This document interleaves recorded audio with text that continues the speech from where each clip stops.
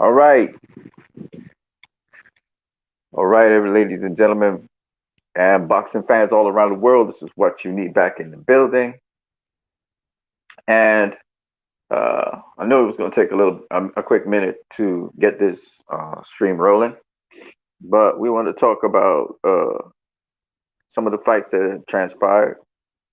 For those of you who don't know, we just started up a boxing group on Facebook. All right. We started up a boxing group on Facebook.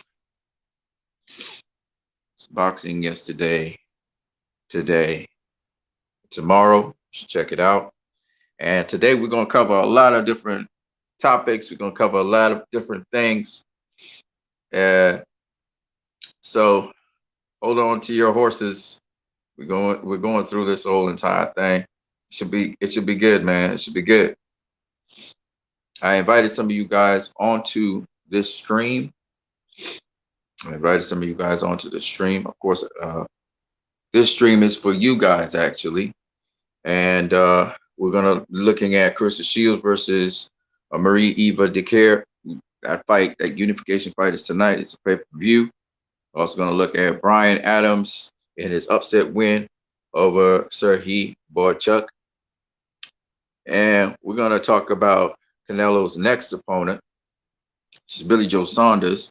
I've been watching that, what people have been saying up in the groups, and I think it's an interesting topic to cover, as well as David Benavidez versus Jamal Charlo. And is that fight a possibility on the horizon? It's a future fight, a fight that's been landed and something that we've been hearing about at 140. Gervonta Davis versus Mario Barrios. You guys know who Mario Barrios is. He's a regular, I believe, WBA champion at the 140-pound division. We also want to talk about that matchup between Roman Gonzalez and Juan Francisco Estrada. Possible fight between Joseph Parker and Derek Chisora. I want to talk about the possibility, even though I don't know how possible it is, of Devin Haney facing Vasily Lomachenko. Maybe we'll talk about predictions. We'll look at the past versus the present. This is a little hot topic that happened in the group. Carissa Shields versus Ann Wolfe, or Carissa Shields versus Layla Ali. We want to talk a little bit about that, as well as what do you think of a matchup between Canelo Alvarez and Thomas the Hitman Hearns? And what we're going to do also is we're going to also talk about Reggie Sprore versus Ivan Redcat on Thriller. Thriller is this new platform that has come up hosting boxing. It's an app, kind of like the Zone. Triller's been very successful with their first. It was an exhibition fight between Mike Tyson, of course, and Roy Jones Jr. We know how that went. And so it'll be very interesting to see what we see with Triller. So interesting. Slightly. Okay. That's so weird. Yeah. So we'll be talking about all those things and more today. So let's get into it. So we're going to talk first about the upcoming fight between Carissa Shields and Marie-Eva Dicaire. Now, for those of you who join in the stream, you can, of course, participate in the chat section, as well as you can also watch this, or you can join in as a guest. The link is in the comment section or in the chat section. You can join in as a guest, but I do ask you to mute your mic on entry, and only when you're talking to unmute your mic, as well as I'm also requesting of you that you keep it respectful, polite, civil. So this is that's the only rules to this this stream, and we can get into it. We can get into it real quickly, you know. So bizarre. I'm trying to figure out how to get a straight on. This is not straight on. I don't understand why. So bizarre. Okay, we're straight on now. Yeah, so I'm just checking out my camera on my phone. All of this is happening on a phone, believe it or not. My phone, utilize the phone to do so many different things.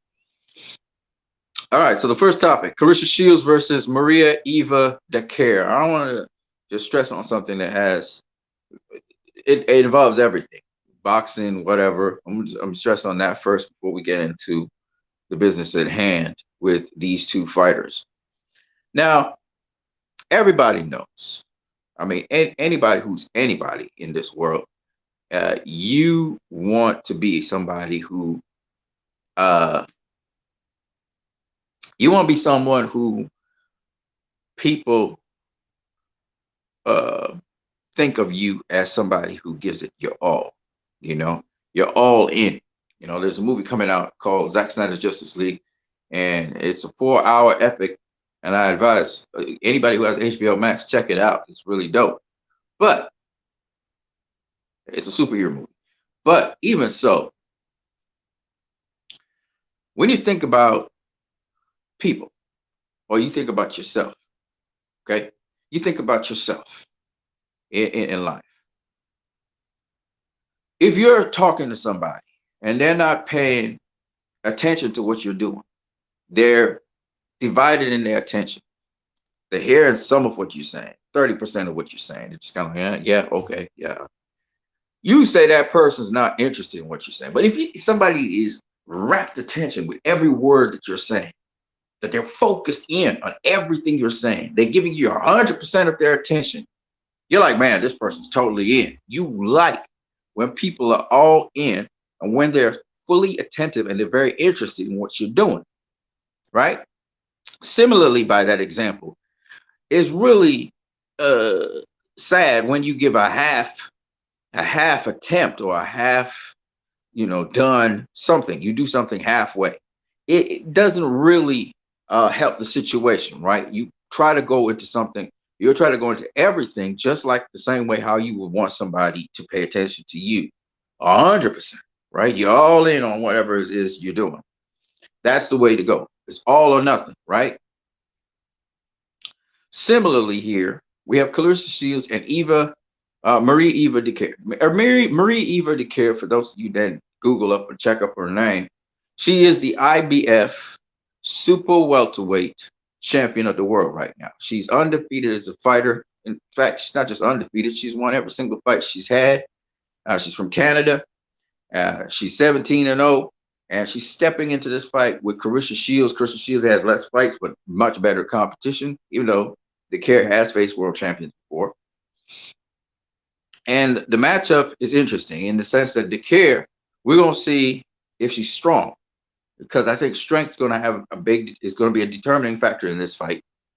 But Clarissa Shields, who is, of course, the unified WBC, WBA champion, I do believe she is.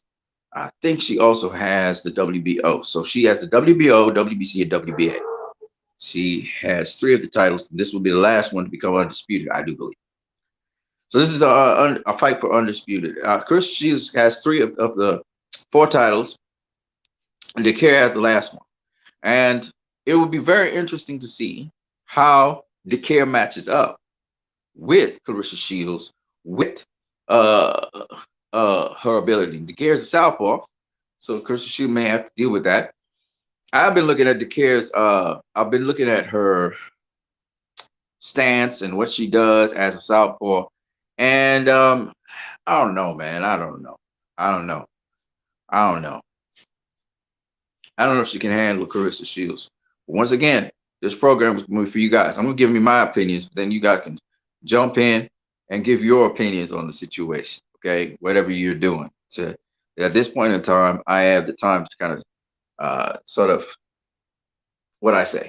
I have the time right now. I'm not doing anything. I'm not working on anything. So my full attention can be put on this right now with you guys. But a question of whether Clarissa Shields, for example, whether she can beat Maria Eve DeCare, I think that's a beatable opponent. And Clarissa Shields has been talking about just beating the crap out of her. And we'll see. I don't know. But ultimately, that fight, I want to ask you guys a question that has to do with the past and the present, okay? Because this is where the hot discussion, I guess, begins. The question really is, when we look at past versus present, right? Let's say Clarissa Shields had Ann Wolfe in front of her, right? Her opponent was going to be Ann Wolfe. First of all, do you think Clarissa Shields would be talking the way she's talking saying, I'll beat the crap out of her. Is Ann Wolf in any way, shape, or form a Marie Eva Dicker? You know what I mean? Curious Shields versus Ann Wolf. Okay, so we go into the past versus present segment just like that. So, like if I'm talking about a fighter that's current, that's at the top of the world standings or ratings. Christian Shields is at the top of the world standings of ratings. Canelo's at the top of the world standing ratings. Then we're going to do a past versus present segment. All right, and then you guys can say your piece on that as you see fit. Okay, so Carissa Shields, for example, versus Ann Wolf, the Ann Wolf. All right, we can talk about Layla Ali too if you want, but what is your opinion on that? Obviously, Ann Wolf is not Marie Eve Dicker, right? Ann Wolf very strong. She was a 168 pounder. I think she fought a couple of times at 175. Layla Ali was a 168 pounder as well, and she fought a couple of times at 175.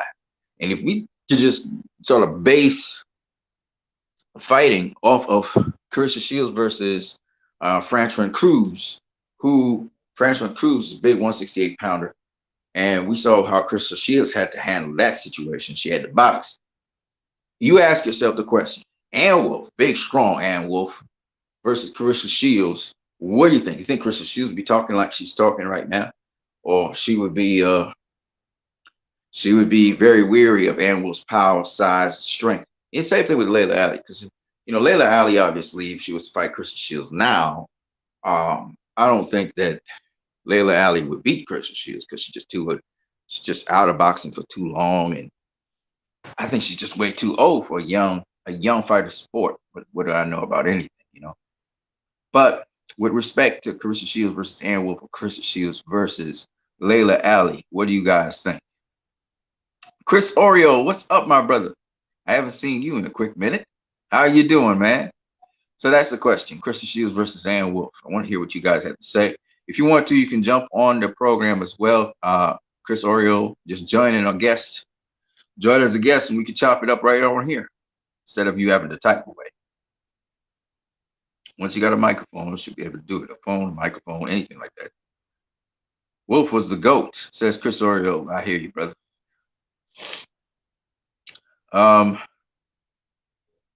So I'm gonna go through.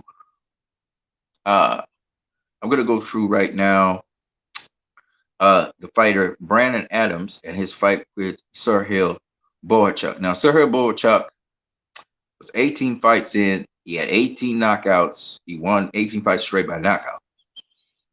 And I don't know if you guys watched the fight or not, but in that fight, Brandon Adams, he managed to break down Serhii Berhachuk. I don't know how many of you guys watched the fight, but you can find the fight. I also have it posted up in the boxing group that I opened up, which is boxing yesterday, today, and tomorrow. You guys can check out that boxing group on Facebook. But I posted up the entire fight is on there. And in that fight, there was a number of things that Brandon Adams talked about that he had to overcome in that fight. Serhii Berhachuk was, this name that we were hearing about. Not so much in the big circles, obviously. He was an up and rising star, and he had serious knockout power and was knocking out everybody, at least on his level. And then he faced Brandon Adams. Brandon Adams pulled off the upset. Now, if you guys don't know who Brandon Adams is, I'll just enlighten you. Brandon Adams is the fighter that faced Jamal Charlo, and he actually gave Jamal Charlo a pretty decent fight, actually. Brandon Adams, he didn't win a lot of rounds, but the rounds were very competitive. So we had Brandon Adams versus Serhii Berhachuk. Brandon Adams also has faced a number of other fighters that you guys may know. And surprisingly, in a certain tournament it was in, he got knocked out. I was shocked myself. He was knocked out by I forgot what something Jackson, I think was the guy's name. He knocked him out, and I thought that Brandon Adams would knock him out, actually. And he was pressing for the attack, and he got caught. And he got stunned, and he got knocked out. Anyway, Brandon Adams has fought at 160, went up to 160. He's really a 154 pounder. He went up to 160. and he fought Jamal Charlo, the bigger Charlo, the older Charlo as well. And Jamal Charlo beat him, but he has a really unique set of skills. He can do quite a lot of things for his short size and height. Anyway, Brandon Adams, he faced Serhii Berhachuk. And I don't know if you guys watched that fight. You should probably go watch it first.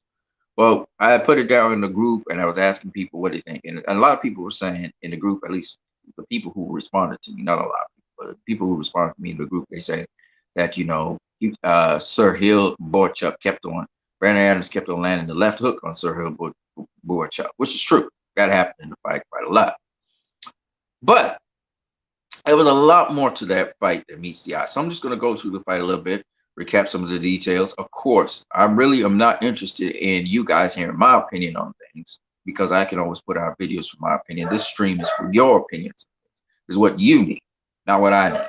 So I don't really care. I'm just going to let people talk their opinions. That's why you can jump on here as a guest and give your opinions. I'm very opinionated myself, but in this case, this forum is for you to just speak your mind.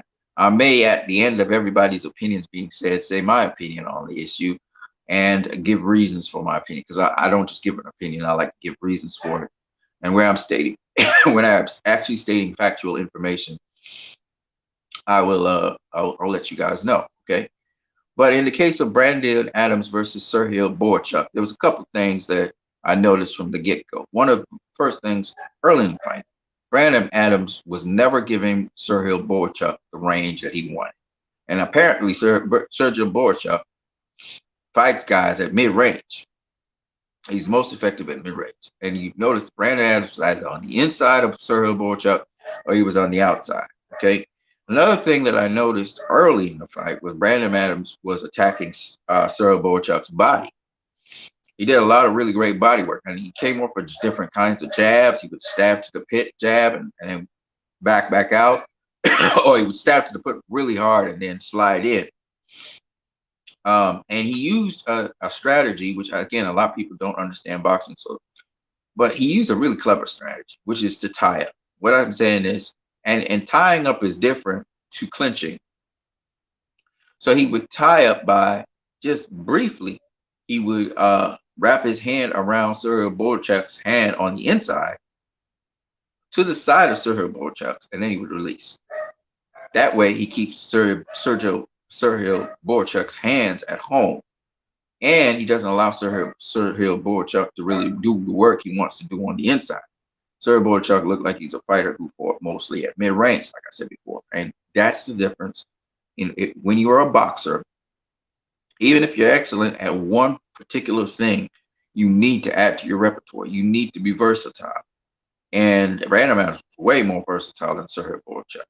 Serhii Berhachuk was doing what we call the three-step. That is to say, sometimes he would step at you, come back, step back, to get his power hand forward, or he would shuffle, or he would just shuffle forward or shuffle backwards, or he would bounce back and forth, trying to get his jab gauged. He pop the jab, and he kind of skip back and forth.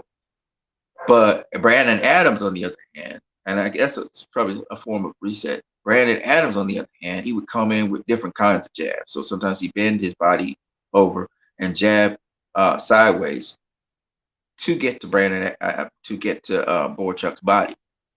Now, the other thing that he did, which I thought was very, very effective, Brandon Adams, he was attacking the body nonstop. Hooks to the body. Once he was on the inside, up tight, he would hook to the body, try to get the position on Berhachuk, going weak side, outside of his jab, and throw combinations to the body. So you knew Berhachuk couldn't hit him. He got position on him and he would land a bunch of body shots, and then he'd clinch a little bit, or he would tie up, like I said before, and then move off. Because before the referee could say break, Brandon Adams had actually broken already. So the action is very fluent, which I thought really brilliant by Brandon Adams. And then, of course, he could bob and weave, slip, slide, all that kind of stuff he was doing there. So the other thing was that the other key I thought that Brandon Adams realized, and his trainer actually said it in the corner to him, was, listen, man, he's weak on the right side. What he meant by that was Berhachuk was not protecting his right side very well, his head. He wouldn't bring him back his guard to protect his head. He'd keep his guard down by his chin. Always teach you in boxing. I'm gonna do it in the orthodox stance. You keep this guy right here. He shouldn't be. He shouldn't be here. Okay. Because that opened up Berhachuk obviously for the left hook, which was landing almost all night long. But the way our Brandon Adams would set up those punches was he would go to the body first before he would throw the hook up top, or he would catch and shoot. So when Berhachuk threw his punch, then he would roll it or whatever and come back with something. And so that was a critical piece in, and they noticed that early in the fight, but they didn't take advantage of it until later. But Brandon Adams, he was doing that. Now, the thing about it was the ring was very slippery because sweat from both guys, when it landed on the surface of the ring, for some reason, the ring didn't absorb it or whatever, and so they were slipping and sliding around in there. Berhachuk did land one or two really good shots on Adams, but Adams was mostly doing that nasty body work on the inside. And then he would pop out to the outside and he would box on the outside. So Berhachuk was always trying to look for him. Of course, he was the aggressor, trying to find, and he was just chasing him down, getting frustrated and stuff. And Adams was able to stun Berhachuk. I think he caught him with a counter left hook, right? Caught him with the counter left hook. Berhachuk was throwing his right hand, and Adams either blocked it or caught it, whatever, and then threw his left hook and caught him. And that stunned Berhachuk, and then he was able to finish him off and knock him down cold with the left hook. So the left hook is what did it for Brandon Adams. He was able to upset Berhachuk. Berhachuk was coming on a little bit. He was winning some rounds, at least in the people who were scoring on ESPN2. That's where I saw it, on ESPN2. And so he was coming back. But I believe that Brandon Adams, really did an excellent job of not allowing Berhachuk to operate in his comfortable range. Make Berhachuk have to come after him in such a way that he started reaching. And 3, give Berhachuk sort of a false sense of control. So he constantly dropped his guard so he would get caught. Okay. And Brandon Adams did many different things in there that was really great. I can't go through, but he said the difficulty was in that he couldn't get his footing in the ring. And so he was kind of sliding around the ring, And he said that's why he didn't really get a better performance that he did. But it was very impressive. And Brandon Adams is a guy that we don't really talk a lot about, but he was able to do to Jamal Charlo what I forgot what the other guy is who had beaten the guy who's now at 160. He was the WBO champion at a certain point. He's working with Golden Boy. I forgot what the kid's name is. But that I believe it was an Australian boxer who people arguably beat that kid. I forgot what the kid's name is. I can't remember either their names. But arguably he beat that dude. And then he went on to face Jamal Charlo and got stopped. But in the case of Brandon Adams, came up from 154. Brandon Adams didn't get stopped by Jamal Charlo, right? Jamal Charlo did stun him once or twice, I think, in the fight. As Jamal Charlo began to time him and find out that he needed to control range and work those uppercuts on the inside. I think that was what Brandon Adams was most susceptible to on the inside. But I thought that by and large, Brandon Adams is a very good fighter. I first saw him against I can't remember the opponent was. He won in a competition that was actually being offered by ESPN, I think, at the time, for boxers who didn't quite have all of the exposure professional in this tournament. So I gave them the exposure that was necessary. So that was Brandon Adams versus Serhii Berhachuk. But again, I don't know why you guys are not in here talking to me, man. Well, I'd love to have dialogue. I don't want people just sitting down in here not saying anything. I hope you guys can pop on here and let's have a conversation, because I'm not really interested in hearing myself. Okay, let's talk about a topic that probably everybody can relate to. Billy Joe Saunders. Now, I'm hearing in certain groups that he's an easy opponent for Canelo. What do you guys think? Do you think that Billy Joe Saunders is an easy opponent for Canelo? And then I got this one for you: past versus present, right? What about Canelo Alvarez versus the great Thomas the Hitman Hearns? You know, who you who you pick to be so, and why? Why would you say Hitman Hearns beats Canelo? Canelo beats Hitman Hearns. What do you guys say about that? So I want to hear those two questions. The first one is Billy Joe Saunders. Is he an easy opponent for Canelo?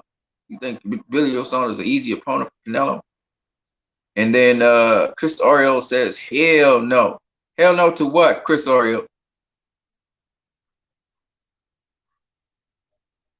Because there's a background to everything. You know what I mean? And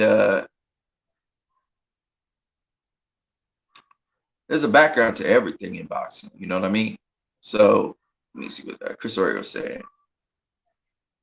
If Billy Joe Saunders is in top shape, it's a problem, man. I agree with you there, brother. I agree with you 100%. I think that Billy Joe Saunders versus Canelo is going to be a tough ass fight for Canelo. I mean, anybody counting out Billy Joe Saunders, everybody knows Canelo.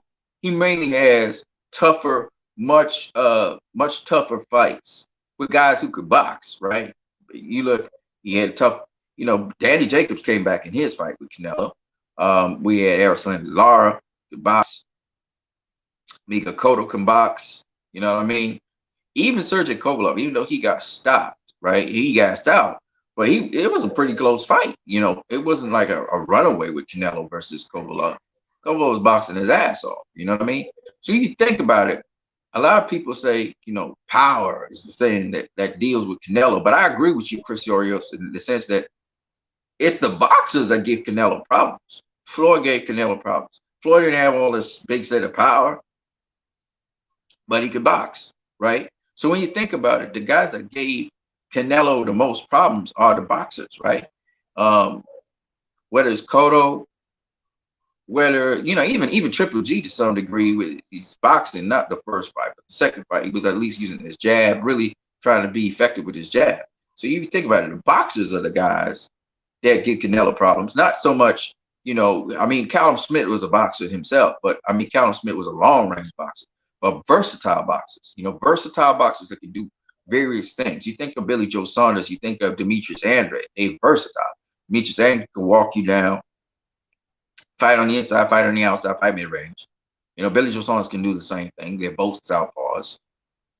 So I think that that a lot of people are really underestimating Billy Joe Saunders, and that's just my opinion. Of course, you can jump on here as a guest and state your opinion in the situation. But Chris Oriole says Billy Joe Saunders is not going to take a picture or going to be intimidated in any way. Absolutely. He wasn't intimidated by David Lemieux, was intimidated by Andy Lee. Andy Lee's a hell of a boxer. He wasn't intimidated by Chris Eubank Jr., who was throwing like 100 million punches a second, right? When it comes to throughput, Chris Eubank Jr. throws a lot, works very, very fast and hard. So I'm just saying, that's just my opinion. I would love to hear you guys' opinion, really. I also think that Caleb Plant wouldn't be intimidated by Canelo. These are smart boxers. These are guys that can set up a guy, can walk him into traps. They have good spacing. But now let me ask you this question, Chris Oriole, since you're the only guy on here right now talking. Let me ask you this question. Of all the 168 pounders there, which is the best 168 pounder? Is it David Benavidez? Is it Caleb Plant? Is it, well, Canelo already faced Danny Jacobs, so we can't include him. Is it Billy Joe Saunders, right? 168 pounders, those are the big names. There's three of them. Who do you think out of that lot is the best? You know what I'm saying? Because you got to ask yourself the question. People's, sleeping on Billy Joe Saunders. They're talking about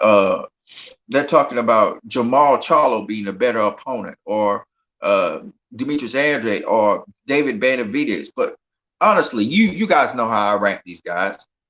Who do you think is the best opponent for Canelo right at this point in time? You think it's? Do you think David Benavidez would have been a better opponent? Do you think that Jamal Charlo would have been a better opponent? Do you think that Demetrius Andrade would be a better opponent? As we speak, that is to say, Demetrius Andrade right now, he's a 160 pounder. He's a 160 pound champion. You know, Jamal Charlo, he's a 160 pounder. He's a 160 pound champion. Okay, as they are right now, you think they are better opponents for Canelo than Billy Joe Saunders, okay, or David Benavidez or Caleb Plant? Who do you think is the best possible opponent for Canelo at this point in time? We're not talking about in the future if they come up to 168 or whatever, but now Benavidez and Billy Joe Saunders. You think so? You think that David Benavidez and Billy Joe Saunders are the best possible opponent? But if you got to pick one person, who's the person? Who's the name? Who's the name that's the best opponent for Canelo at this time? The name. Pick that person. Chris Oriole says Andre is going to get killed by Canelo to me. Okay. Andre's a damn good fighter, man. I don't see nobody KOing Andre. No one kills that. He got too good a defense. He's been dropped. He's been dropped. But I don't see nobody KOing that. Chris Oriole says Billy Joe Saunders. There you go. So that's who he's facing next. You know, I never quite understood. Just because Canelo blew through Callum Smith, let's be real here, right? Just because Canelo blew through Callum Smith didn't mean that Callum Smith wasn't the lineal champion, wasn't ranked by the Ring and by the Boxing Writers Association and by the Transnational Boxing Board as the #1 super middleweight in the world. Now, I didn't think that Callum Smith, you know this, I've been very consistent with it. I didn't think that Callum Smith was the #1 super middleweight. I actually thought it was Billy Joe Saunders, right? I told y'all I thought Billy Joe Saunders was the #1 super middleweight in the world.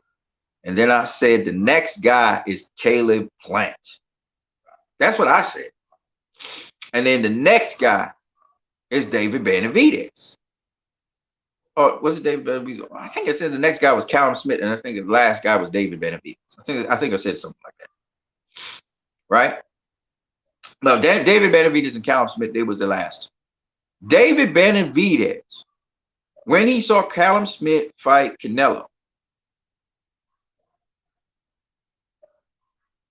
when he saw Callum Smith fight Canelo, he was saying Callum Smith wasn't trying hard enough.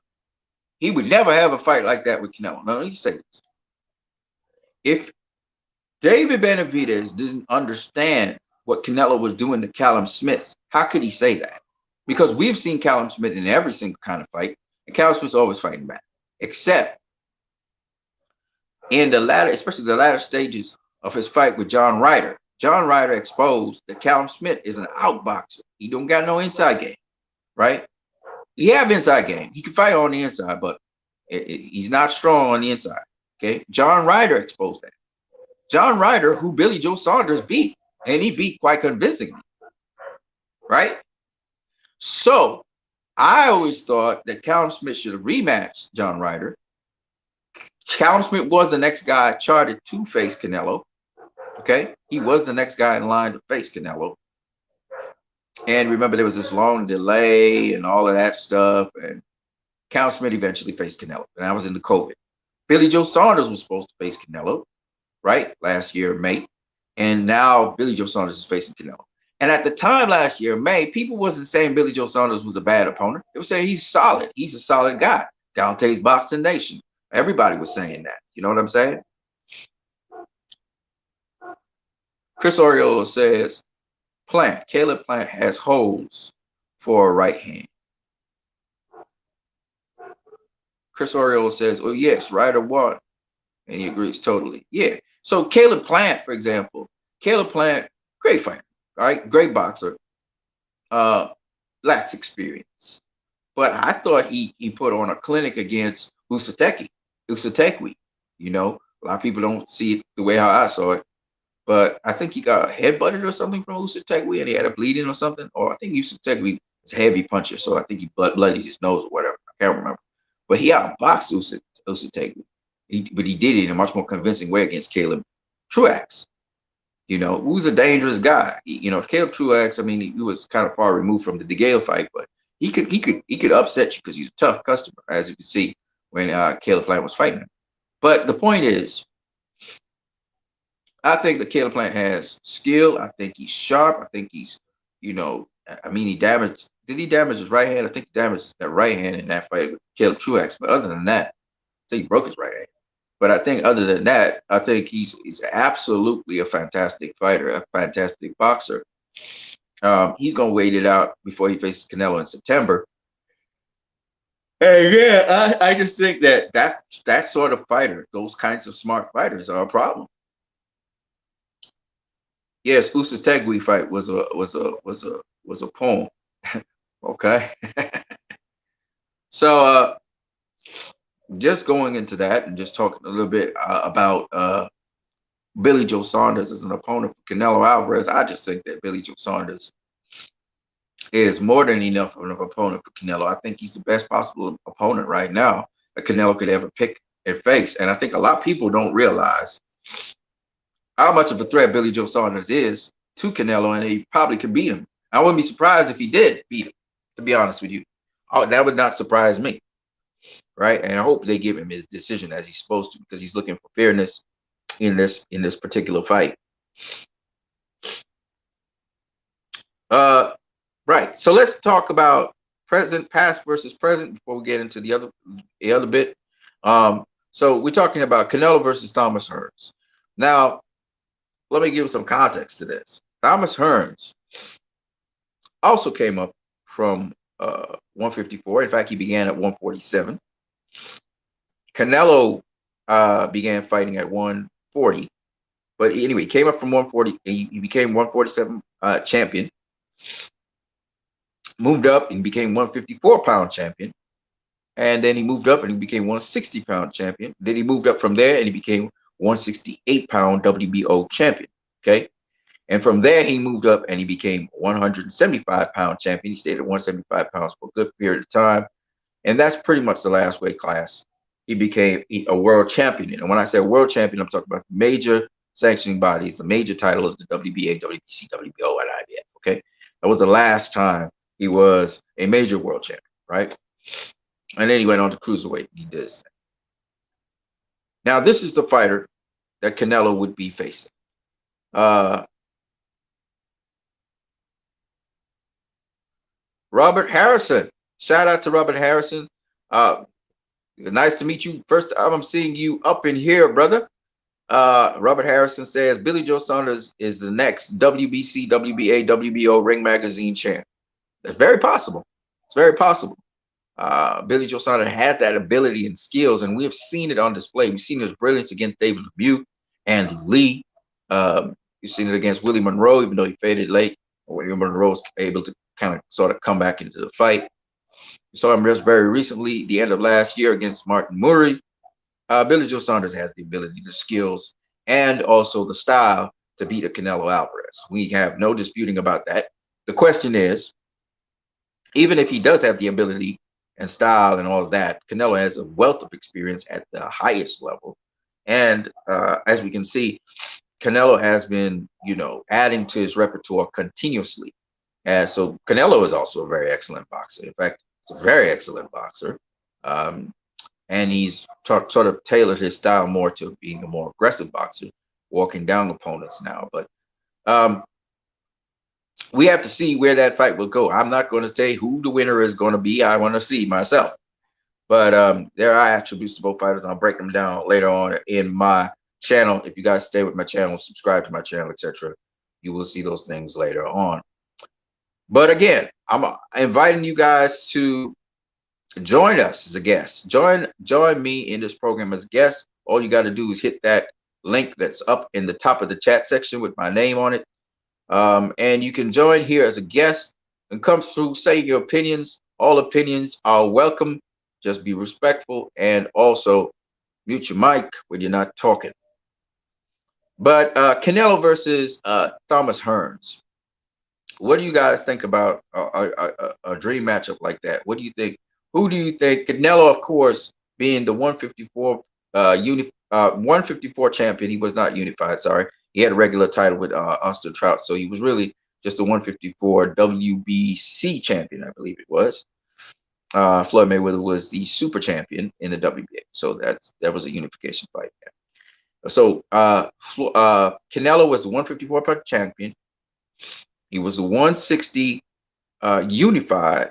First, he was the WBC champion, then he became the unified 154 160 champion, and then he has just won a title at 168, the WBA Super Championship, and the WBC added to that the WBC championship belt, which I don't know what to say or to make of that. You guys can think about.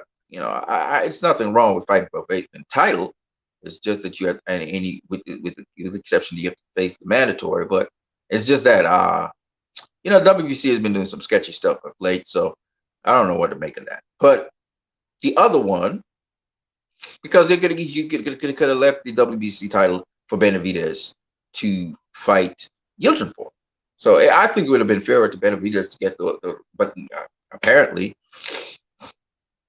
by having one fight and getting two titles, I avoid facing David Benavidez. Because if David Benavidez had held on to the WBC title on the scales, now Canelo would have had to face David Benavidez. But as it is, the only way for David Benavidez to face Canelo now, to directly be in target or range to face Canelo, would be for him to have a title, which is not going to happen because Caleb Plant's not going to fight until September. He's going to be out of boxing. So his title's not going to be on the line. Berhachuk is facing Canelo on May 8th, right?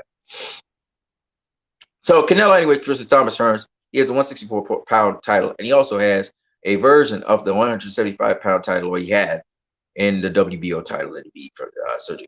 So Canelo has one less title. He has 4 divisional world titles. Well, it's much more than 4, but he has world titles in 4 divisions. Thomas Hearns has it in 5, right? Because he was a welterweight champion. So Canelo versus Thomas Hearns, past versus present.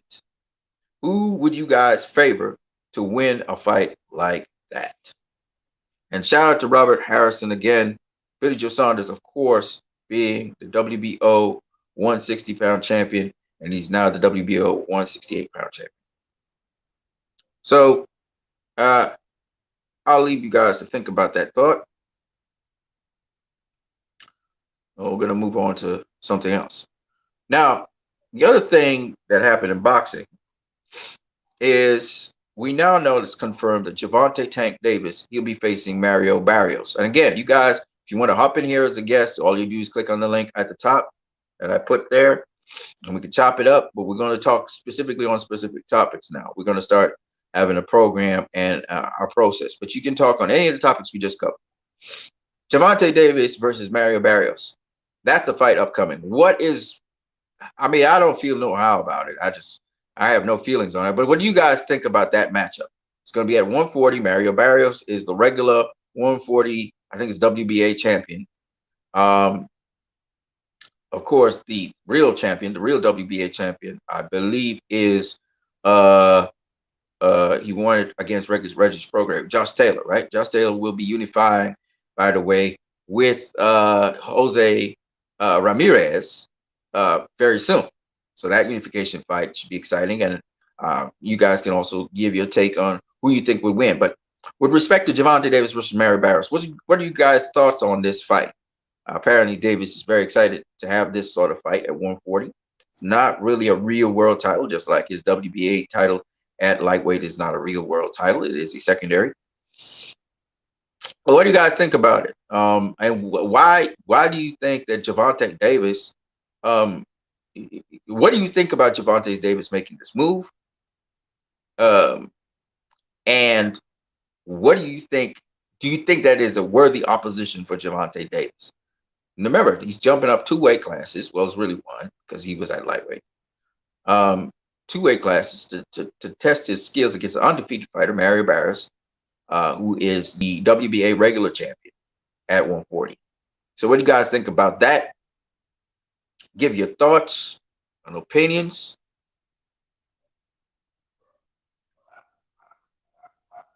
The other topic that we're going to talk about, David Benavidez versus Jamal Charlo. We know they've been chopping it up, talking to each other, barking at each other, to and fro, to and fro, to and fro. But here's the thing. The question that lies in that is, do you think that Jamal Charlo will actually face David Benavidez? Jamal Charlo now is saying, remember, they're both with the same company, PBC, etc. Jamal Charlo is saying now, you better be serious about it. You better be ready not to back down. So Jamal Charlo is open to that fight. Okay, David Benavidez is open to that fight. So is it highly likely that they will face each other and they will fight each other? We will see. But what I want to know is, what do you think? Do you think, first of all, that they will have that fight? And what do you think would be the outcome of that fight for those two guys? Just make an old guess prediction if that fight was to happen. So I would like to hear. Jamal Charlo is, of course, a lightning hot name.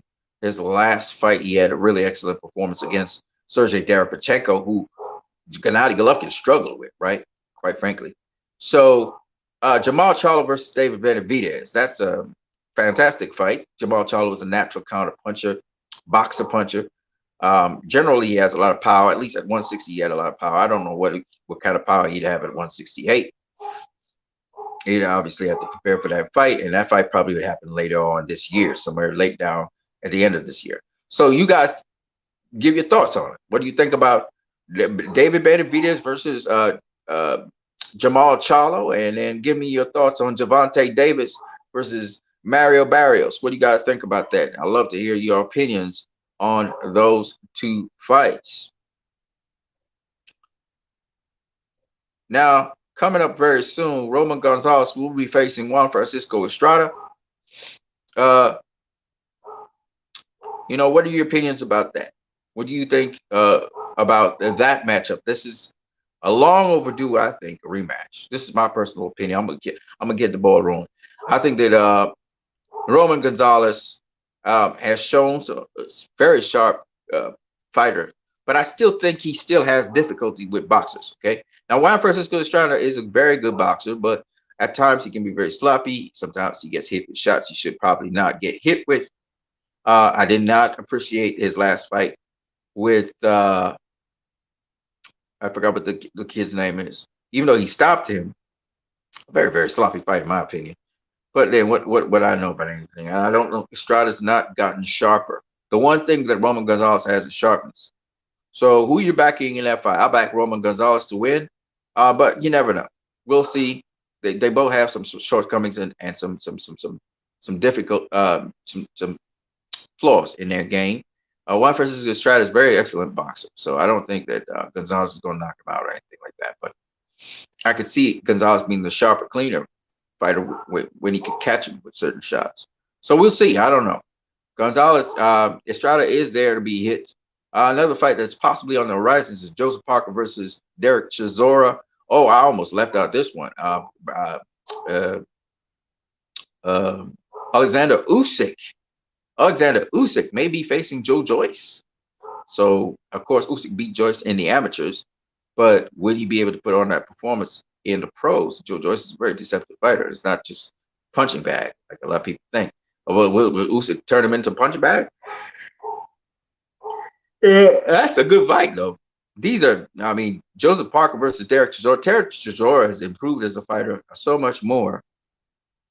So I would love to see Chisora versus Joseph Parker at that point in time. But these are some of the really good fights that are upcoming this year. You got Joseph Parker versus Derek Chisora. You got Roman Gonzalez versus Juan Francisco Estrada. Possibly David Benavidez versus Jamal Charlo. That's a very good matchup if it does happen. What do you think about Devin Haney versus Vasily Lomachenko? That's talks about that. I don't know if Bob Arum will allow Lomachenko to face Devin Haney. The other alternative is Devin Haney versus Jorge Linares. That's another very great matchup. So I would love to see I really honestly. Um, but what do you guys think about that? What do you guys think about Devin Haney versus Vasily Lomachenko? You guys are so quiet. You guys, I know you watching this stream, but you guys just got quiet on those issues.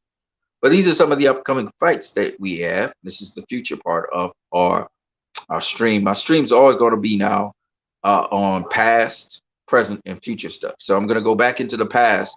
So past versus present. I'm going to go at a hot topic. Hopefully. Oh, I almost forgot. Before I go to the past, Regis Prograis, he will be facing Ivan Redcat. Now, what's very interesting about this whole thing, Ivan Redcat has fought at welterweight. I think he faced Danny Garcia at welterweight, and he wasn't stopped. And he took a hell of a punch. He took a hell of a set of punches. So Regis Prograis, he's a puncher. Do you think that Regis Prograis can knock out Ivan Redcat? Redcat is a tough customer, man. So I don't know if he can knock out Ivan Redcat to start with. Chris Oriole, there you go. Devin Haney versus Vasily Lomachenko. You think you pick Devin Haney to win? Okay. I hear you on that. Ivan Redcat is a tough customer, so I don't think that Regis Prograis can knock out Ivan Redcat. But here's the interesting thing. Here's the interesting thing about this whole thing, right? Regis Prograis wanted to face Mario Barrios, the guy that Gervonta Davis, who's jumping up from 130 or 135, whatever you want to say, he's jumping up in weight, to face. So if Regis Prograis wanted to face Mario Barrios, but I don't know what happened. Probably Mario Barrios' team said they didn't want that. Mario Barrios, I don't know too much about him. I think he's trained by RGBA. I think Robert Garcia is one of his trainers or something like that. I may be wrong. But Mario Barrios obviously would be a tough, strong customer. Probably have good boxing IQ. I haven't watched him yet, but I'm just assuming because if he comes from RGBA, he's going to have those traits with him.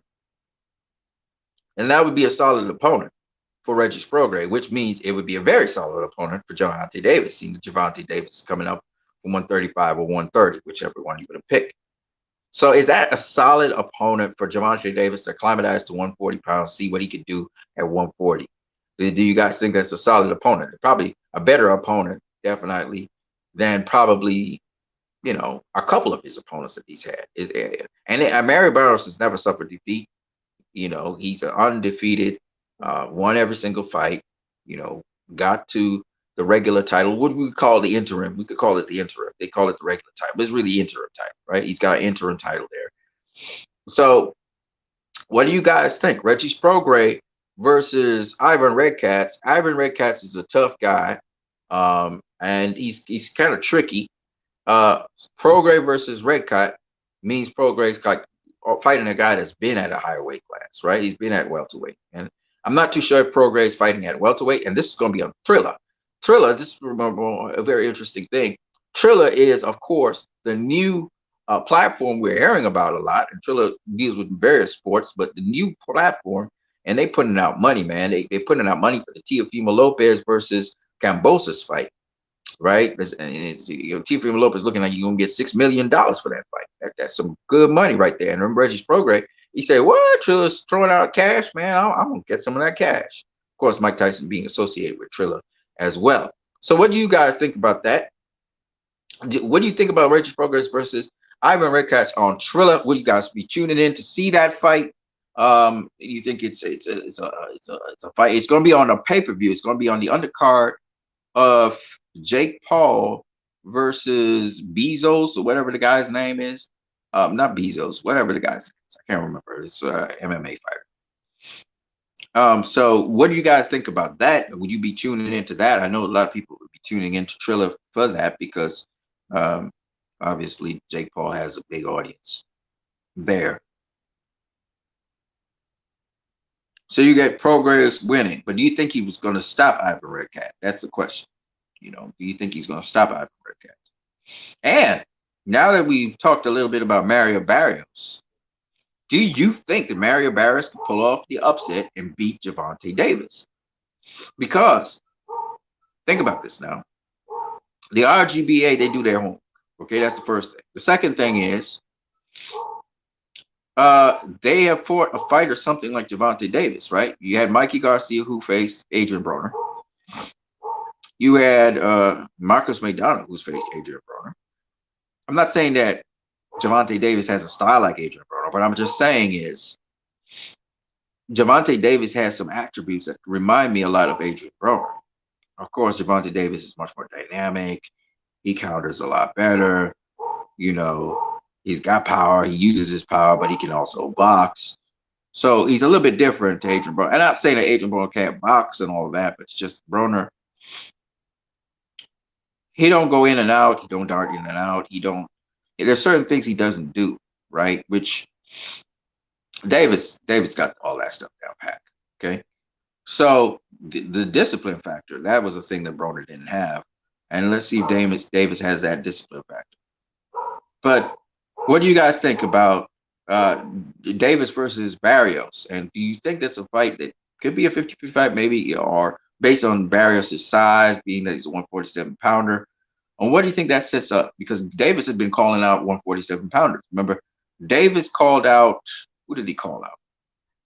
Davis called out Reggie Prograis. If I'm not mistaken, Davis called out Reggie Prograis once. I believe so. I know Broner called out Reggie Prograis as well. And Broner is going to be at 140. The last fight he had, even though it was supposed to be at 140, he fought it at welterweight. But anyway, just very interesting. Those thoughts. Maybe, who knows where that could go. But it's an interesting prospect of these two coming together. All right, let's talk past versus present for a minute. Past versus present. So the next question I got. So we talked about Claressa Shields versus Ann Wolfe. Chris Oriole said Wolfe is the GOAT. I mean, I've been debating with some people inside of there about Claressa Shields versus Ann Wolfe, and I truly have my thoughts on the matter.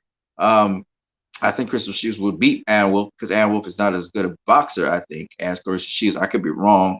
Some of you, there's a brother on Facebook groups who I invited to my group, Jason Tate, and he was talking about how Claressa Shields, sometimes she throws a lazy jab and she can get countered over the jab and so on and so on and so on. I'm not too sure. I don't see Claressa really throwing lazy jabs, but she's very sharp and she's very fast. She's very quick. So I'm not too sure about that. I know Hannah Massey, she had been able to catch it with a left hook, put her down, but she didn't catch it with a left hook after that, the rest of the fight. So I know Claressa made the adjustment. So I'm not too sure if that's really true. And then Claressa did outbox Franchon Cruz. She outboxed her. So I think that's what she would do with Ann Wolfe. But different people have different opinions about Ann Wolfe because she was so strong, and for a woman at least in boxing. And she was knocking out people and stuff. And she is bigger than Claressa. But I don't know. And Layla Ali is the same thing. They're bigger women than Claressa is. So different people have different opinions on that. Robert Harrison says, who is my favorite boxer? Well, I don't really, my favorite boxer is dead. He died last year. One of my favorite boxers, well, every day I have a different favorite boxer, to be honest with you. I don't really have a favorite boxer. But one of my favorite boxers, and I advise you guys to go check him out, was Ernesto Marcel. Everybody knows I like Ernesto Marcel. Then another guy I really liked was a kid a person who we all knew as Kid Chocolate, not Peter Quillen. No, the original Kid Chocolate. He was a small guy. It was like a super featherweight. Okay. Very exciting fighter. Just great stuff. Chris Oriole says Wolfe trained today in today's level. It don't matter what level. See, muscles. See, okay, Ann Wolfe was great at conditioning and mental power. So that's what she passed on to James Kirkland. But James Kirkland, as much as mental fortitude and strength and all that, was no match for Canelo, right? Right? This Kirkland was never a match for Canelo. Okay. Ann Wolfe had, don't get me wrong, she had decent boxing knowledge, knew how to feint and all that stuff. Claressa's way faster than Ann Wolfe, way sharper than Ann Wolfe. Better foot speed than Ann Wolfe. Gets into position faster than Ann Wolfe. I mean, it didn't really matter if Ann Wolfe was stronger and she's got pop and she's got power and she dogs you. It really don't matter because at the end of the day, it's about boxing. boxing skills. So that's why I said I'm Chris Oriole. I said that, it didn't matter if Alan Wolf when Alan Wolf trained, right? It wasn't the training particularly as it is the boxing knowledge that I look at. I mean, Alan Wolf did knock out a 6'5" woman, but that 6'5" woman was what? Boxing skills was what? Okay, you 6'5", you ain't supposed to have a small, shorter person bowler punching you and knocking you out of there. You know what I mean? You're not. That wasn't supposed to happen. She had reach, she had range, and she can keep Alan Wolf at bay. I mean, come on now. But again, being strong does count for something in boxing. So being strong is one thing. Chris Oriole says Kirkland had no skills. Yeah, but he used to beat people though. He was beating up people, you know, and that's the thing I'm trying to say. James Kirkland, he had some skill. He was southpaw. He had some skill. He'd get tagged up, but he was strong. Man, they can go warrior, right? His thing was he was strong. He would persist. That's why we wanted to see Ann Wolf versus Layla Ali. Layla Ali could box some. Ann Wolf could box a little bit, but less than Ali. She was known for her persistence, her strength, and her power. That's why we want to see Ann Wolf versus Layla Ali, because Ann Wolf was like a guy almost. She could just beat you the crap out. She was really well conditioned. But when you're talking about Clarissa Shields, you're talking about another category of woman boxer, two-time gold medalist, knows, the different crafts, been, getting tips from Andre Ward, been getting tips from Canelo. You know what I'm saying? She been, now Clarissa say some crazy ass shit at times. She said some real dumb shit like she could beat 98% of the men in boxing today. Like, no, homie, don't say that. Don't say that. Okay, not 98%. Substantially lower percentage. Yeah, you could beat quite a lot of men in boxing. Nobody's saying no. But like the creme de la creme, you ain't beat their ass. They're gonna beat your ass, okay? Because there's still a lot of things Clarissa's learning. She's learning a lot. Obviously, people think because Clarissa isn't KOing everybody doesn't mean that they think she's not strong and she doesn't carry power. She does carry power. She is strong. But again, you have to understand the secret to how to knock out people. And Clarissa sometimes is too straight up and down. What I mean by that is sometimes the person can see her throwing a power punch. And so they're able to brace for it. How she got that girl to drop that girl with a body punch was because she deflected it. She feinted as if she was going to come over the top, and she went to the body. And that's what takes people out. Boxing is not, you can't just knock out somebody with just sheer power. They'll brace for it, and then they won't get knocked out, or they block it, or whatever. You have to hit them with something they didn't see or they're not braced for, right? That's what gets the air out of them. That's what causes them to get spasms. That's what causes their whole nervous system to shut down. You got to catch them with a punch when they don't expect it. So that's the thing that Clarissa, she didn't get at first. So you can have all the power. You can be strong. I can tell you a whole bunch of powerful punching guys who they didn't stop certain people. Okay, take for instance Marcos McDonald. We all know he got bricks in both hands. He didn't knock out Devin Alexander. He didn't knock him out, right? He didn't knock out American. He didn't even drop American, right? And he was wrecking American. So you could have bricks in both hands. Ronald Gabriel got fucking, sorry about the F-bomb. He got insane power in both hands, right? But that don't mean nothing. If the guy can see what you're going to do and you see what you're setting up to do, it doesn't matter. There are lots of guys who can punch hard. Punch hard, really punch hard. Remember the Mike Tyson things where he was punching holes in walls and shit? That's intimidating, yes. But you can punch holes in the wall because the wall don't punch back. Secondly, you can punch a hole in the wall because you can get the right angle to punch that hole in the wall. You know what I'm saying? Canelo did advise Clarissa. Yeah, he was telling her to feint, throwing feints with her shots. Yeah. Yeah, he was telling her to feint because you can't just go in there thinking you just going to overpower somebody. It doesn't work. I mean, Mildred Taylor used to do that, but for the most part, you're not just going to overpower people. Okay, in boxing, you have to use tact. You have to use skill. You have to use, mental. Power don't matter. Yeah, you could be Deontay Wilder, right? Deontay Wilder versus Lennox Lewis. I got Lewis all day. Why? Deontay Wilder, he's very athletic, but Lennox Lewis is very athletic, right? He's got a certain amount of boxing IQ, but Lennox Lewis just, dwarfs him in terms of boxing IQ. And if Tyson Fury could knock his ass out, I guarantee you Lennox Lewis would knock his ass out, right? Why? Because there's just a difference.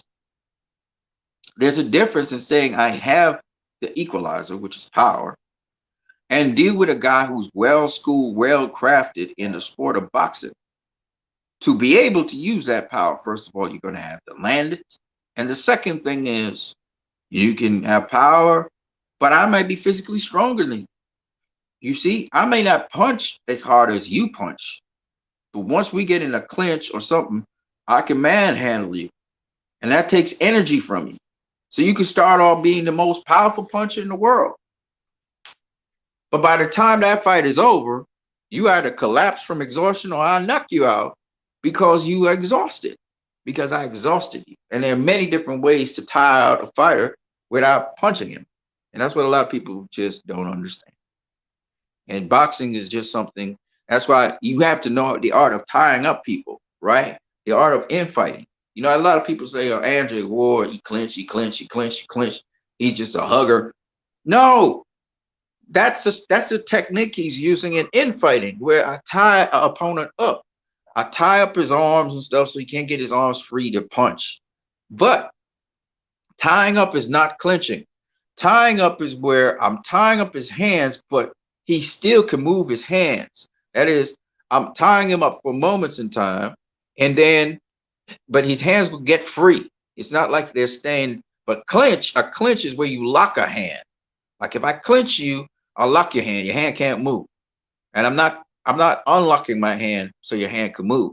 But if I tie you up, it's like a temporary clinch. It's like I clinch your hand, so your hand kind of sticks in my hand for a second. That way I throw your rhythm off. I also throw your body position off so I can get foot position on you. I can get weak side positions on you.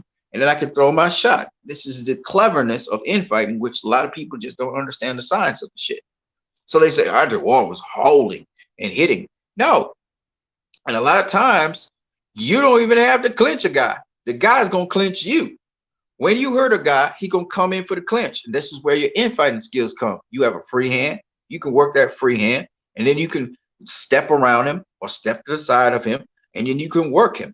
Okay, while he's clenching up one hand that you have, sometimes you can punch him in the clinch. He's clenching your arm, and you twist your arm a certain way, so you still get leverage on your punch while he's clenching you. See, these are all little tricks of the trade in boxing that they don't really talk a lot about, but there's a lot of things to boxing, and one of the most important things in boxing is body position, where you have your body positioned in space. That will either make you an available target or not. And there's plus and minuses to those things, because sometimes you being a very elusive target means you can't even fire back a shot at your opponent. Okay.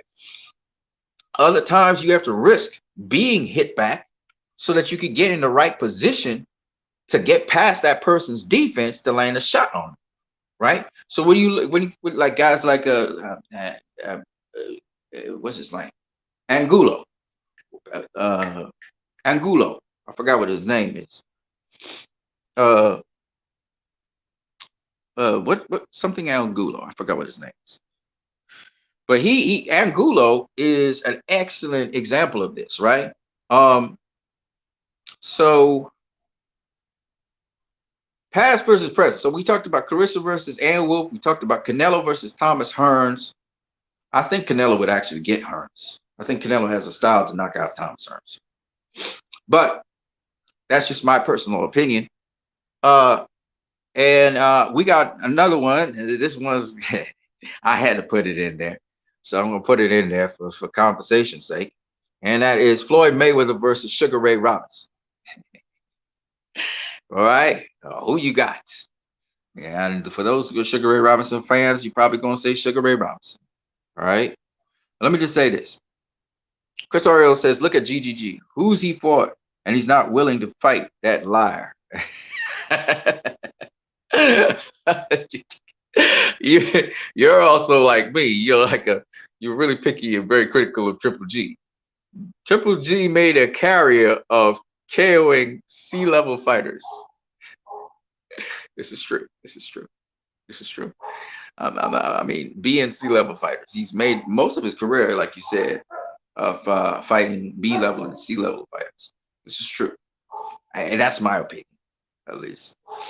He has fought a couple of champions. In fact, in his entire career, I think he's fought 6 champions so far, past, present, future. But yeah, he, like you said, power don't mean nothing if you can't land it. It's not that power is not important. It's great when you have power, but you got to be able to set that power up. You got to be able to set those punches up, and you must be able to land them. And that's not as easy as people think. Right. And to slow down the pace. Yes, sir. Okay, Chris Oriole says, I got Floyd Mayweather. Oh, you got Floyd Mayweather beating Sugar Ray Robinson for real?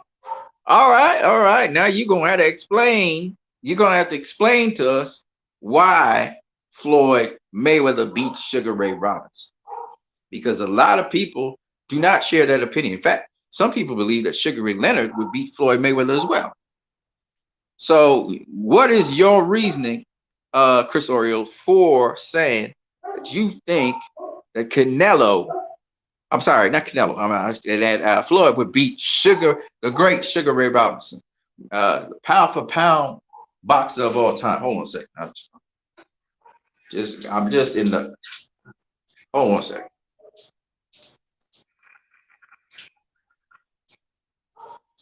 Right. So what makes you believe that Floyd Mayweather would beat the great Sugar Ray Robinson? Sugar Ray Robinson was as classically technical as you can get. Sugar Ray Robinson was. Make sure this shower here is doing what it's supposed to do. GG's probably won't matter. So Floyd Mayweather versus Sugar Ray Robinson. And Chris Oriole says that Sugar Ray says Triple G's power. Okay, so there we are. You got it? Yeah, I got it. Don't worry, I'm out. It's the shower that's on that you're hearing in the background.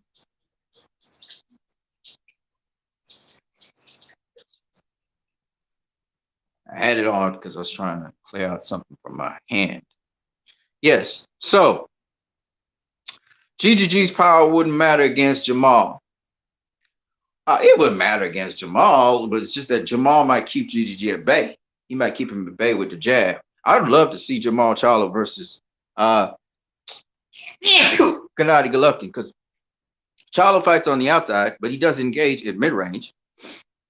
And Triple G, man, he's a killer when it comes to mid-range fighter, except against Derevyanchenko. But I would love to see Triple G versus Jamal Charlo.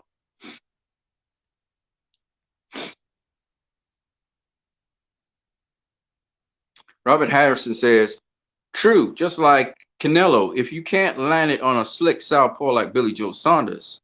Correct. I hear you. Chris Oriole says, oh, there's so many reasons, brother. I'll make it corny. Floyd is a magician. Okay. If you could explain it to the people who do not understand what is meant by the magician, what does that actually mean? What do you mean by he is a magician? That's corny, yeah. But what does it mean? Why do they say he's a magician? Why do they say he playing magic tricks on people? Hold on one second. Let me just get virtual here. Right. Why do they say that Floyd is a magician? What do they mean by that? Triple G versus Jamal Charlo, that would be a great fight. Jamal Charlo wanted that fight. Triple G didn't want that fight, apparently. Triple G is ducking, though. He ducking everybody right now. But he is, I think he's 38, 39 years old. He's old. All he wants is the Canelo payday. He's out of there. He can get a Canelo payday. He's good. You know, he can call it a day. Right. So dimensions. Dimensions. Okay. Okay. So this is my take on why This is just my opinion again. You don't have to believe it, but why Floyd is called a magician? Why he called a magician? Do you think Andre is ducking? I think I do. Andre is ducking who? Charlo? Triple G? Andre is ducking Triple G? Which one do you think it is, Robert Harrison? See, that's why I wish you guys was on the program right now, live. They don't understand what you're saying because you guys kind of just make a statement and that's it. Chris Oreo, he's there when he's not. There you go. There you go. That's it. That's correct. That's the trick with Floyd. His movements are very, very tricky. You know, I was just thinking about a breakdown. I could give a pretty good example of how Floyd operates a little bit different to some of the other fighters. You know, take for example the evolution of the check hook. Right? I think I did a video on this already, but yeah, I got you. I got you. Tricky. He's tricky. Timothy Bradley said it too. Pacquiao realized it. All of them realized. Shane Mosley, all of them realized. But yeah, you know the evolution of the check hook. You know, back in the day. Yeah. I understand. He's very observant and everything. Yeah, he sees everything. He's picking up everything, all the information. It's very observant. Yeah. I think I think you hit the nail on the head when it comes to Floyd Mayweather. You know, but people do mention Jose Luis Castillo and Marcos Maidana, even though I just don't see Sugar Ray Leonard and Sugar Ray Robinson as those kinds of fighters. Those fighters are more like Jake LaMotta's come more like a fighter like those guys. But the thing about it is though, that Floyd thinks way steps ahead. Yeah, he's chess player. Let's put it this way. Let's put it this way. Robert Harrison says concerning Demetrius Andre. Eddie Hearn said Andre turned down the GGG, Danny Jacobs, and Callum Smith fights before Callum Smith lost his belt. Eddie Hearn said that for real? For real? I didn't hear that. You must send me a link to that. Just at the end of this stream, send me a link. Anywhere on my channel, send me the link to where Eddie Hearn said that. I never heard Eddie Hearn say that. Didn't know that happened. What I heard was that Demetrius Andre, he had offered Jamal Charlo to face him. That's what I heard. And then Eddie Hearn, and then it was reported when Triple G had signed with DAZN, the first fight that was offered to Triple G was the Andre fight. Triple G turned that down for the undefeated nobody that he beat, who actually came from my country, Trinidad. Believe it or not. And I heard that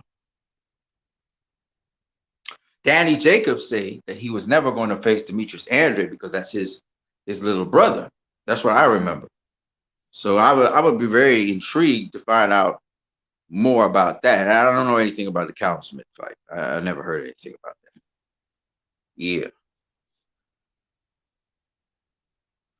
Yeah. Chris Ariel says, stole opposition thoughts. I just think that stole opposition thoughts. What do you mean by that? I was talking about Mayweather. Mayweather, for example, okay. So when you see guys check hook, they either check hook directly in front of you, either stepping towards you or stepping backwards. They check hook, but directly. Okay. Floyd's the only fighter I know. I'm trying to think of anybody else, but no. Floyd's the only fighter I know. When he check hooks you, even when it's what's his name? Zab Judah. Even Zab Judah check hooks you, but he check hooks you staying in front of you. He does not. Floyd check hooks you by pivoting out the way. He'll scissors kick and pivot out the way with a check hook. If you look at Ricky Hatton, Floyd's stepping, he's stepping on a pivot when he check hooks Ricky Hatton. You see? So it's very hard to hit Floyd. So it's I wish I could show it to you, but there's actually a channel on here called World Class Boxing. You should check out that channel. Look for check hook World Class Boxing, and you'll see how Floyd check hook Ricky Hatton. He really covers it really nicely, you know. And that's a check hook because there are different ways to check hook, right? You could check hook by looping the check hook, so it's almost like an uppercut coming from below. You could check hook going forward, like how Sugar Ray Robinson knocked out Gene Fullmer, right? He was moving, walking backwards, and then when Gene Fullmer was about to throw his right hand, Robinson stepped in with the check hook and caught him, right? And or you could check hook like how Joe Louis did it. Joe Louis, he stepped to the side and he check hook, right? Small little step to the side and check hook guy, right? Stole opposition thoughts about FM, Floyd Mayweather. Yeah, check hook pull counter. That's correct. Yep. Floyd also pull counter different to everybody else. Floyd also pull counters different to everybody else. Most guys, what they do is they pull counter to the outside of the jab. Floyd snaps back and pull counters to the inside of a jab. So Floyd does some really weird shit that you really won't see a lot of fighters do. And it's just the evolution of his. And the weird thing about it is, and why it works, I remember listening to actually David Haney talk about it. Floyd will jab to the inside of a jab. He says it takes a lot of gall, it takes a lot of bravery to do it, but you actually intimidate a fighter and actually push them back from throwing the right hand by jabbing to the inside of a jab. It's one of them cool shit, man. Like there's a lot of mental games Floyd play with guys, and that's what makes him the magician. And yes, he uses bait and counter, but he also uses another trick in the book. There's lots of defensive tricks he does. And one of the defensive tricks he will do is he can keep his opponent at bay by feigning as if he's going to come in on them. And he stalls them, especially after he's effectively stung them a couple of times with punches. He's able to hold you at bay by simply feigning, and he really looks like he's really going to do what he's going to do, and he doesn't do it. And because he has such quick reaction time, and he can slide in, slide out, or leap in, leap out, it makes it so that he stalls you. That's how you slow down fighters. There's a lot of little tricks he does. He has so many tricks. That's why they call him a magician. Oh yes, Hatton's check hook was beautiful. Yeah, that was a thing of beauty for real. And boxing's all about rhythm. Boxing's all about rhythm. Robert Harrison says, I think Eddie offered him more up to 168 in fight count. Smith said no. Also, I noticed Canelo throws what looks like an uppercut, but hits the body with it. Yep, he uppercuts to the body. That's correct. Yep. He also is really pinpoint accurate with how he throws his hooks, man. Because a guy, he gonna have his elbow in the way. If your elbow just slightly up, he's still gonna catch you on the waist. He's still gonna catch you on the belt line with those hooks. And you know what's so cool about Canelo? And Canelo does this like this mother. He feints so beautifully. In one fluid motion, you don't know if he's gonna throw a hook to the head or a hook to the body. He's so fluent that you don't know if he's gonna jab to the head or jab to the body. Canelo really got that down pat now. Chris Oriole says the jab to the body is a nightmare. You mean Floyd jab to the body? Oh yeah, and his timing is uncanny. And I always tell people, boxing's all about rhythm. It's all about rhythm and time. And because if you don't got the timing or you don't got the rhythm, you can't catch an opponent, and the opponent could catch you. You see, it's all about rhythm and timing at the end of the day. That's why, they talk about ballerina and they make fun of people who dance, but really the best dancers are the best fighters. Always. One of the best boxing channels here. Who's that? Which boxing channel is that? You mean World Class Boxing? Yeah, that's pretty dope. Chris Oriole says exactly. Yeah, man. Yeah. I mean, Sugar Ray Robinson was a phenomenal classical fighter, I call him. Like, he did everything off the jab. Okay, so it's beautiful stuff. Floyd doesn't always do everything off the jab. He begins, of course, with the jab and ends with the jab. And he starts off just making sure he can get your jab into you. But he's got a whole lot more nuance to his game. And it's not that a fighter like Sugar Ray Robinson, who's way, I mean, way before Floyd's time. It's not that a fighter like Sugar Ray Robinson wouldn't do well against Floyd and give him some challenges. It's that in boxing, as a sport which evolves, and that's why I like to talk about the past versus present argument for a little bit. As a sport that evolves, there's all these little things that change with the sport. It's not big, huge things, but yes, they're little things that created this big, huge change in boxing today. And of course, along the way, a lot of things have been lost. And it would be nice for a lot of the modern boxers to go watch a black and white film and tape on boxers from the past. But, even watching tape, you can't see some of the subtle things that are done in boxing. That's the thing about it. I see a lot of Floyd feints and Teofimo. Yes, Teofimo Lopez is a phenomenal boxer. Phenomenal. His defense needs some work on, but he's a phenomenal boxer, especially how he places his feet. Foot placement is so important in boxing, and people just don't understand that, And that's why I want to see Devin Haney versus Vasily Lomachenko. Feint with the foot and then the left hand. Yes. Okay. So I will put out a breakdown video of Canelo versus Erislandy Lara for people to see. Lead foot position is a very important thing in when you're fighting a southpaw orthodox. Lead foot position, that gets you into a position where the other guy cannot counter you if you get lead foot position.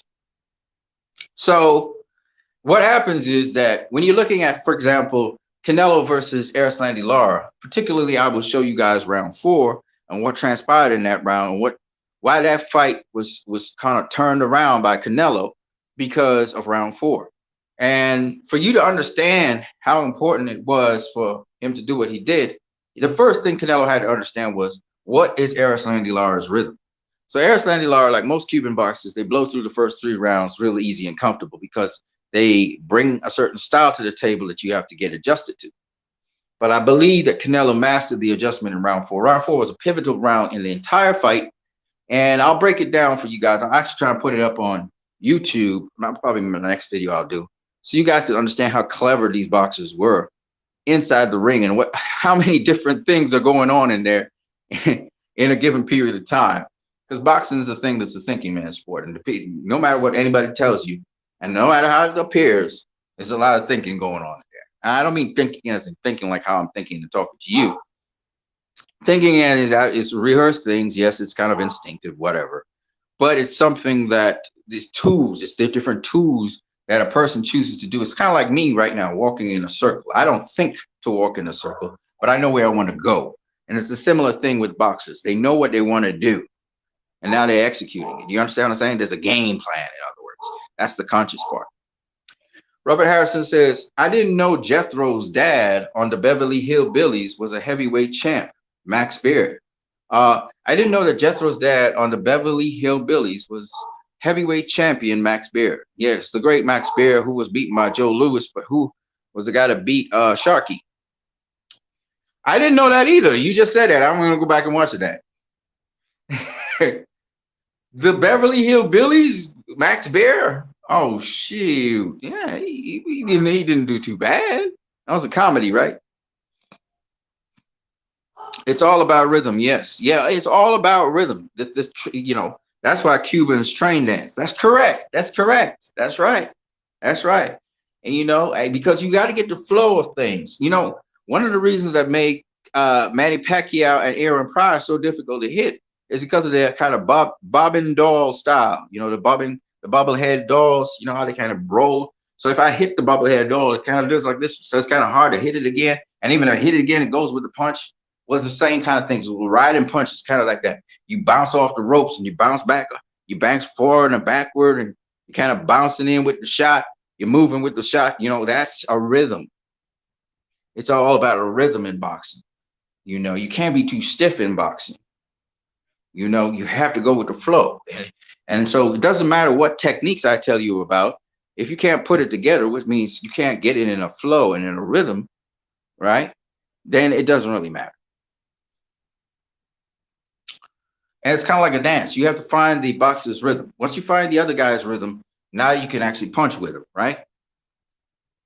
Robert Harrison says, give me your honest opinion. Forget what you think on Canelo Billy Joe Saunders. Who wins and how does that fight go? I don't know who wins. I'll be honest with you. I don't know who wins.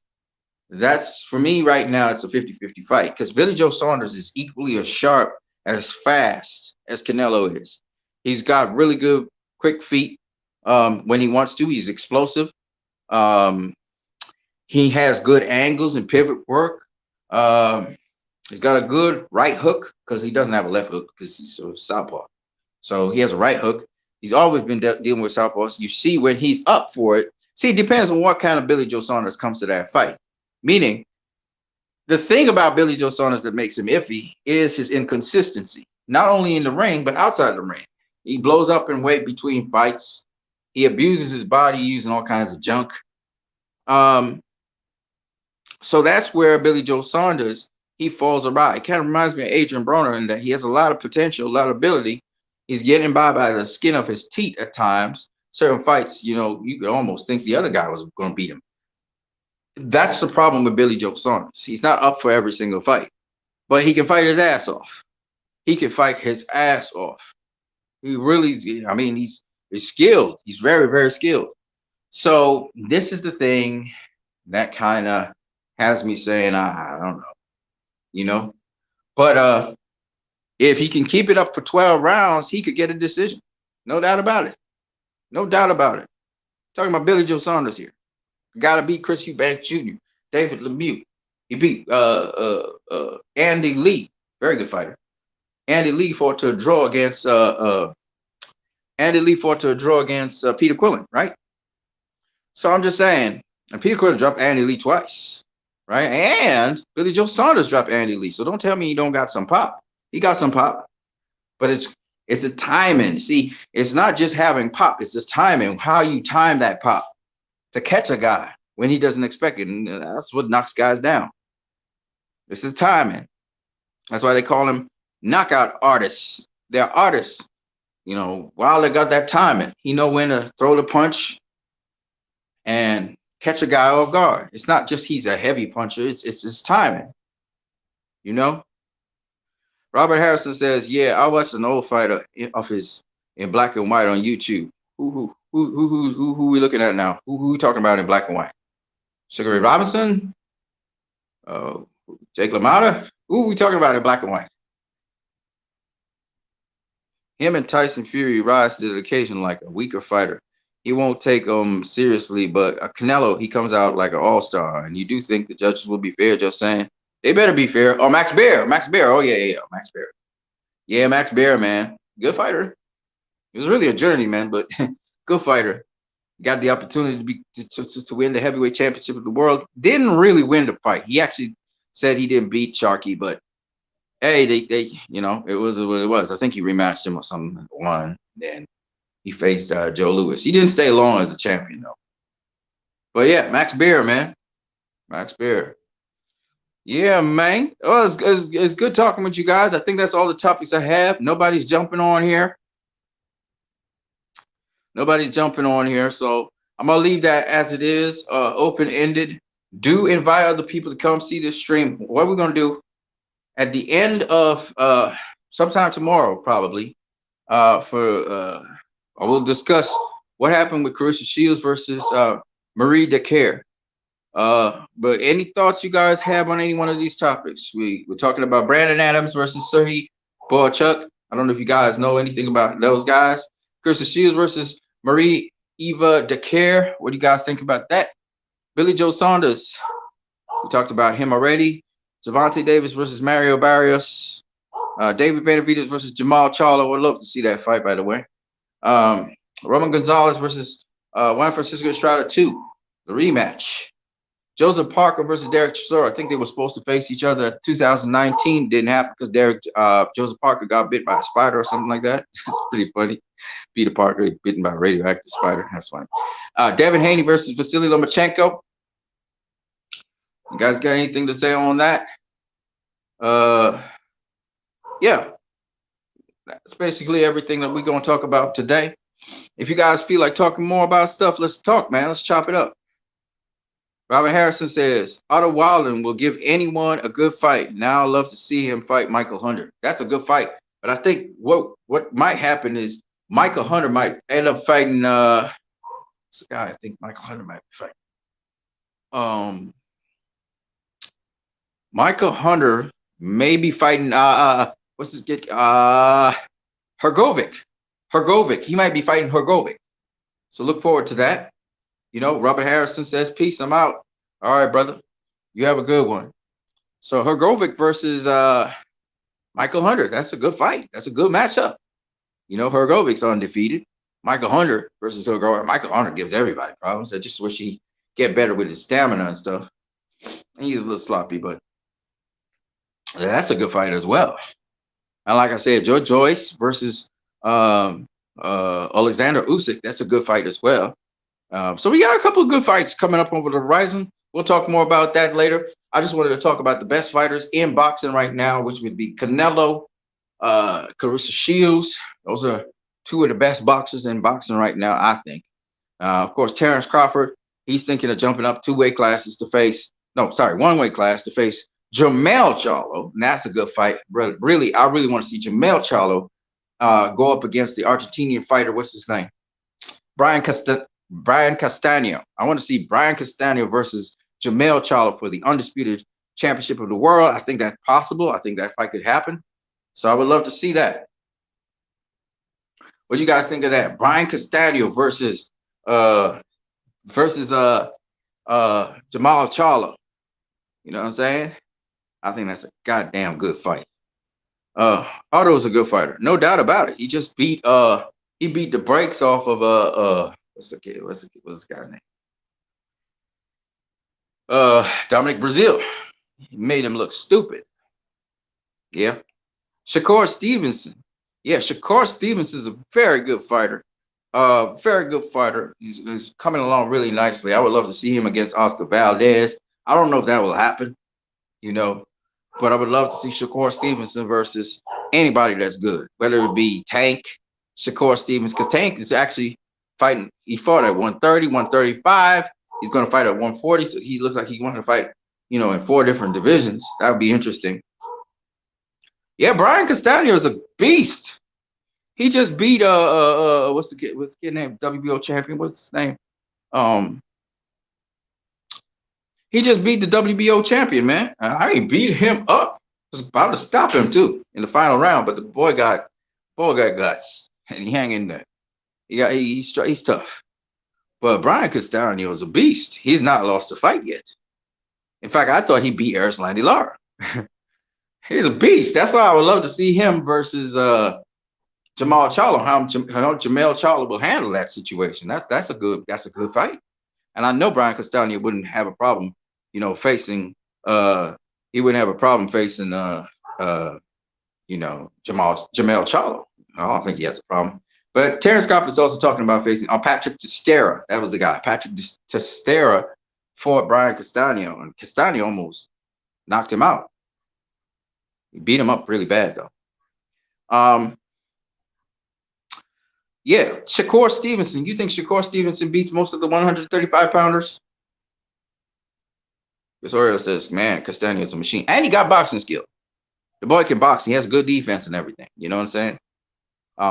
You know, he kind of reminds me, Brandon Adams has a lot more, I think, skill than Brian Castaño, but he's very aggressive. Brandon Adams, Brian Castaño, they're very aggressive fighters, but they keep their defense pretty tight. It's Castaño, though, he used to 2-guard to walk you down, really, mostly. But Brandon Adams, he got a lot more tools, a lot more skill, I think. Yeah, Shakur Stevenson, man. Shakur Stevenson at 130. Shakur Stevenson is a bad boy. We got Jamal Herring up in there. You You knew Castano since the amateurs. Wow, that's dope. Yeah, man, he's very aggressive. You know, he beat Errol Spence. Castano beat Errol Spence in the amateurs. He beat Errol Spence. He beat you know what else he beat? I think he beat one of the Charlos.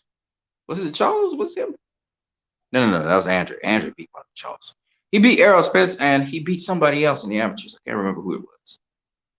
He beat the Ukrainian. Yeah, he a bad boy. He a bad boy. Yeah, he's a bad boy. Shakur Stevenson. Yes, Derevyanchenko. That's it. That's it. Yes, he beat Derevyanchenko. Yeah, Brian Castano. He's a bad boy. I tell you, he's a bad boy. Yeah, I think Derevyanchenko beat Triple G, if I'm not mistaken, in the amateurs. So yeah, Brian Castano is a bad boy. Yeah, Shakur Stevenson, man. Shakur Stevenson is a very good fighter. You know, he's not gonna get the Tank fight this year, which is kind of sad, but is what it is. But I would like to see him in with either Jamal Herring or you know who else we don't really talk too much about now? The Philly fighter. What's his name? Tevin Farmer. I like to see him in there with Tevin Farmer or with Jojo Diaz or with Oscar Valdez. You know, I would love to see him in with Tank. That would be an excellent fight. Then there is in that division probably maybe if Loma decides to go back down to 130, that'd be great. Him versus Loma. You know, Bob Arum would love to see that fight, sure. And then there's also you know the option of Leo Santa Cruz. Leo Santa Cruz just talked about calling out Oscar Valdez. And he was like, you know what? I want to face Oscar Valdez. You know what I mean? But Tank is Tank, man. It don't matter, man. Shakur can handle Tank. Shakur got that skill. He got the defense. See, the key to everything, and just in my opinion, the key to everything is having defense. If you don't got no defense, then you know you're gonna be toasted. But if you got defense, you know it makes a big difference, in my opinion. And Shakur has defense, and he's learning how to fight on the inside too. So, I mean, kudos to him. You know what I mean?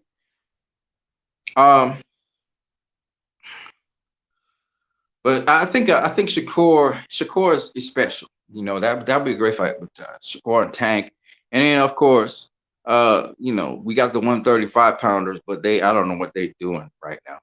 You know, Devin Haney wanted to get that fight with Teofimo Lopez. Lopez will be facing, not for sure, Kambosos, right? Trilla's back in business, man. So Trilla, we got the Reggie Sprogray fighting on Trilla. We're gonna have Mike Tyson versus Evander Holyfield on Trilla, and we're gonna have that's three pay-per-view fights. Now I was what's his name? Forgot what his name is. Who was on the program? I think last day. I don't think it was yesterday, but it was whatever day it was. And he was talking about how it's a lot of pay-per-views out there now.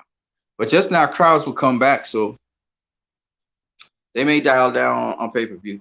Because hopefully this COVID thing goes away. We'll see. But you know, I'm just thinking that, you know,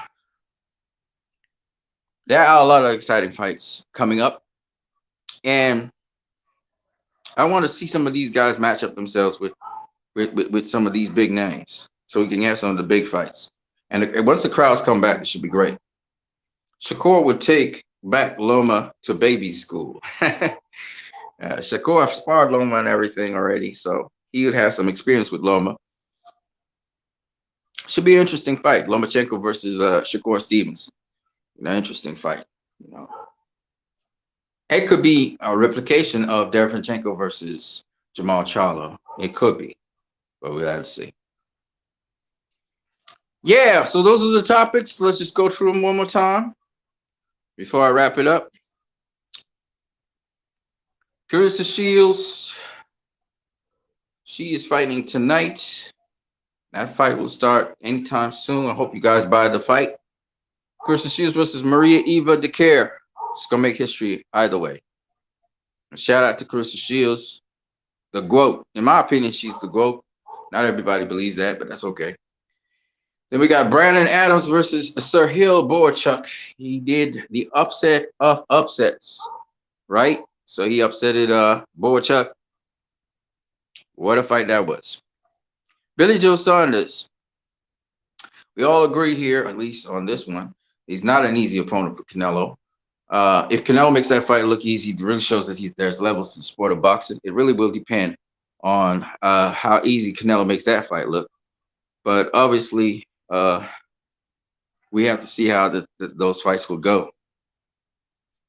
Yeah, Carissa Shields versus Marie-Eve Dicaire is a unification bout for undisputed championship of the world at 154. I thought you was here for that. Marie-Eve Dicaire, it's on pay-per-view. You can go to the DAZN website. You'll find out all the details, and you can sign up for it, man. It's tonight.